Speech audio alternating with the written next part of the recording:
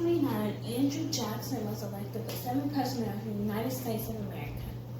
He served this role up until 1837, when he was superseded by our 8th President, Martin Van Buren.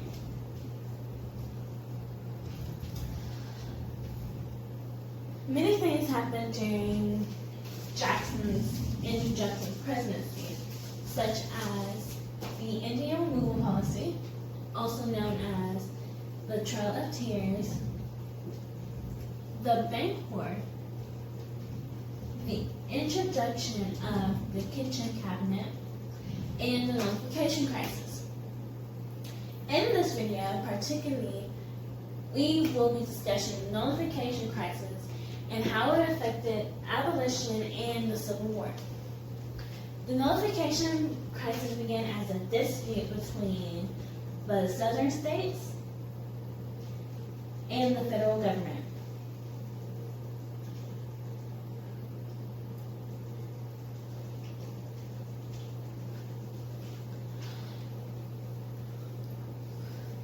The southern states believed that the tariff of 1828 was unconstitutional. Therefore, there was a belief known as nullification that if a state deemed a federal law unconstitutional, that it can invalidate it. The reason southern states were against this tariff because it raised the cost of importing goods. This meant that the goods from Europe became much more expensive and inhibited Europe from making much more money from trading America.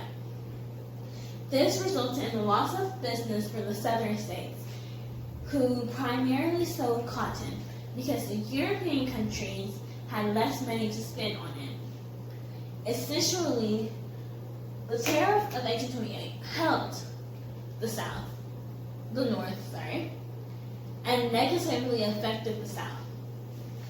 Now, what exactly is the Nullification Crisis?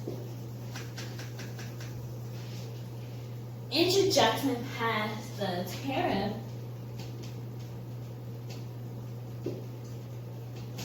of 1832, which improves slightly, reduced the cost of the tariff of 1828. Most other states took this as a compromise. However, one state did not like the tariffs. South Carolina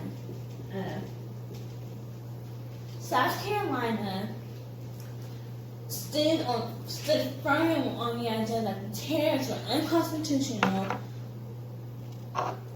The South Carolina Ordinance nullification nullified both the tariff of 1828 and the tariff of 1832 as a result.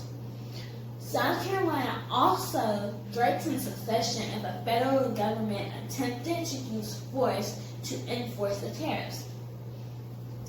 Vice President John Calhoun, a North Carolina native, supported his state's choice to nullify the tariff. He was also a major advocate for states' rights. This resulted in political tension between Andrew Jackson, the president, and his vice president, John Calhoun. This contributed to putting more force on resolving the issue, as well as Andrew Jackson's choice to change his running mate in the election of 1832. Therefore, John Calhoun will no longer be his vice president. The next thing we will be talking about is the compromise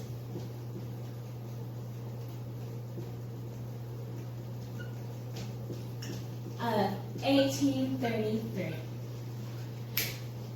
On May 2nd, 1833, the compromise tariff of 1833 passed through Congress. John Calhoun, with the help of the Senator Henry Clay, established this bill as a way of gradually reducing the price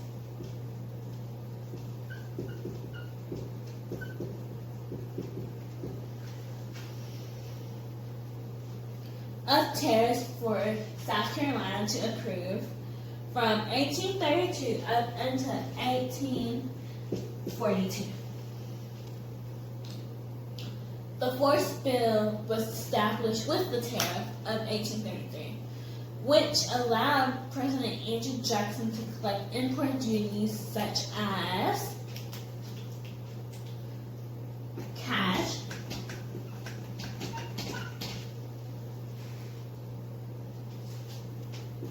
detaining vessels,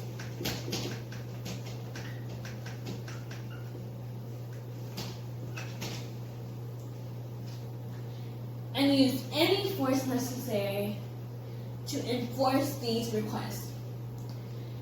South Carolina responded to this event by repealing the Nullification Ordinance of South Carolina and nullified the fourth bill, as a symbolic gesture that the Nullification Crisis had been resolved. How did the Nullification Crisis affect abolition and the Civil War? Now, the Nullification Crisis did not directly affect abolition.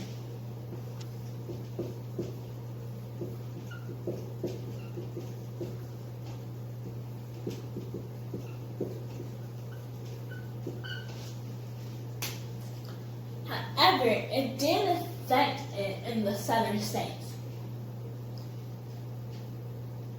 It infected fear.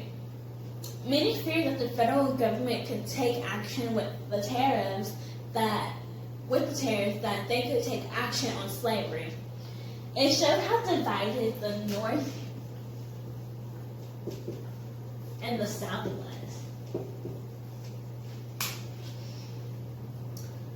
And it acted as foreshadowing for the dispute that was transpiring with the Civil War and the abolition.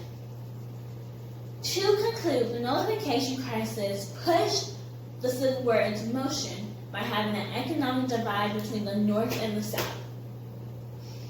Added to the tension that was already rising, inevitably, even though the crisis was resolved rather swiftly, it had lasting effects which contributed rising tension leading to the Civil War, which ultimately led to the abolishment of slavery.